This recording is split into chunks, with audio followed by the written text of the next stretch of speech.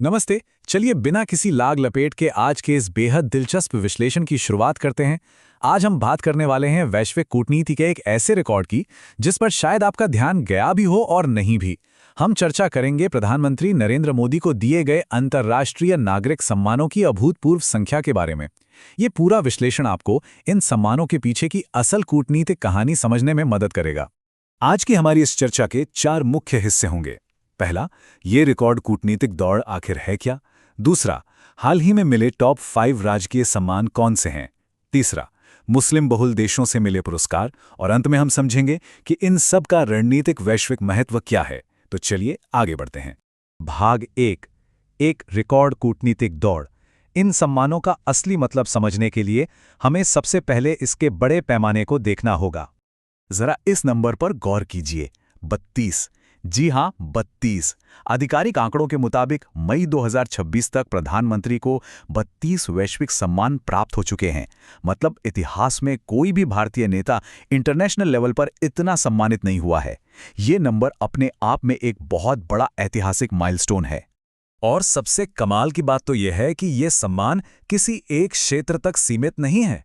अगर आप सरकार के इस ऑफिशियल एनेक्सर 1 डॉक्यूमेंट को देखें तो आपको पता चलेगा कि ये सम्मान अफ्रीका, अमेरिका, यूरोप और मिडिल ईस्ट तक फैले हुए हैं। ये सिर्फ कागज पर लिखी एक लिस्ट नहीं है, बल्कि दुनिया भर में फैले भारत के कूटनीतिक कदमों का एक बहुत बड़ा और स्पष्ट नक्शा है। भाग 2, शीर्ष 5 हालिया राजकीय सम्मान।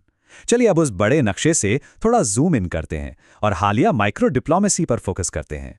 2024 के अंत से लेकर 2026 के मध्य तक का जो ये टाइमलाइन है ना, ये बहुत ही एक्शन पैक्ड रहा है। नवंबर 2024 में कैरिबियन देश गुयाना और डोमिनिका से सिलसिला शुरू हुआ और मई 2026 में स्कैंडिनेवियाई देशों स्वीडन और नॉर्वे तक पहुंच गया। आप देख सकते हैं कि ये कैरिबियन से लेकर स्कैंडिनेविया तक भारत की कितनी निरंतर और सक्रिय कूटनीतिक पहुंच को दिखाता है। अगर हम बात करें उन टॉप 5 सम्मानों की जो हाल ही में पीएम मोदी को मिले हैं, तो ये लिस्ट वाकई इंप्रेसिव है। ध्यान से सुनिएगा। नॉर्वे का Royal Norwegian Order of Merit, Sweden का प्रतिष्ठित Order of the Polar Star जहां उन्हें कमांडर ग्रैंड क्रॉस मिला। इसके अलावा इजराइल का ऐतिहासिक Medal of the Knesset, Kuwait का Order of Mubarak the Great और गुयाना का ऑर्डर ऑफ एक्सेलेंस। ये जो 5 नाम और देश हैं, ये महज अवार्ड्स नहीं हैं, बल्कि ये बताते हैं कि इन देशों के साथ हमारे द्विपक्षीय रिश्ते कितनी गहराई तक जा चुके हैं। सच कहूं तो इन सम्मानों के पीछे एक बहुत ही गहरा आपसी विश्वास छिपा होता है।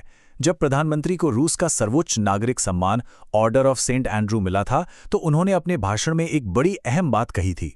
उन्होंने कहा कि ये सम्मान केवल मेरा नहीं, बल्कि 140 करोड़ भारतीयों का है।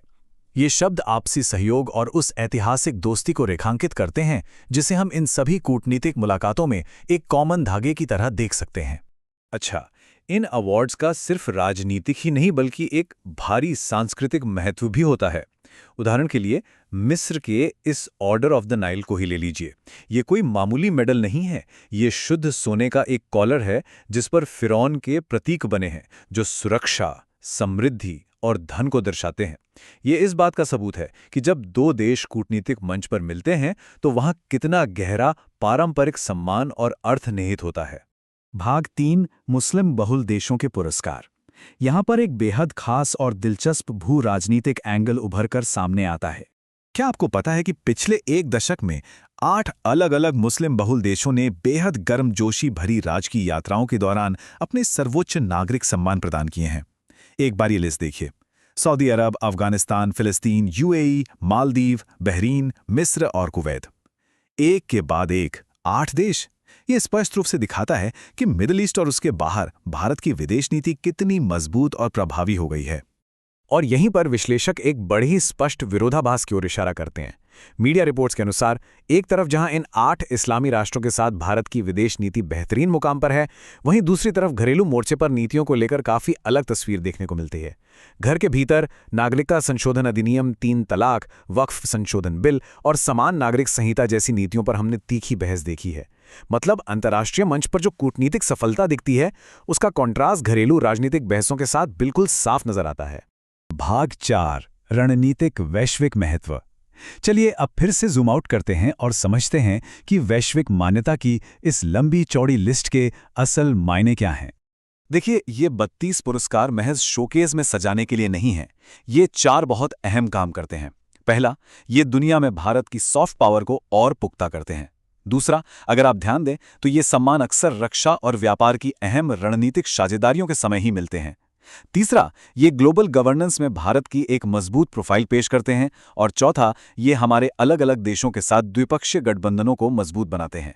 इसे आप अंतर्राष्ट्रीय स्तर पर गुडविल का एक बहुत बड़ा बैंक बैलेंस बनाने जैसा समझ सकते हैं। और इसी के साथ मैं आपको एक बहुत ही सोचने वाले सवाल के साथ छोड़ना चाहूंगा।